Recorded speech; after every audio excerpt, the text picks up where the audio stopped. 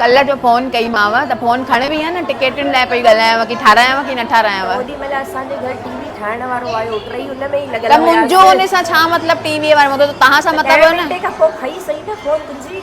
अरे जॾहिं टिकेटियूं ठही वयूं। हा ठही वई त असां पोइ वरी ठाराईंसीं। त अॻिते खां मूंखे न चवंदा कयो टिकेटुनि लाइ। ठीकु आहे।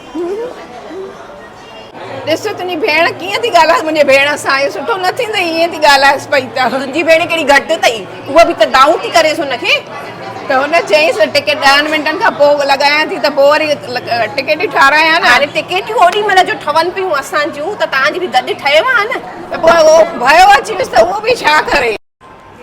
ॾिस तुंहिंजे लाइ लड़नि पई थी तुंहिंजी वजह सां। ग़लती तव्हांजी अथव अगरि फोन खणो आहे त टिकेट ठही वञे हा। तुंहिंजी भेण कहिड़ी घटि अथई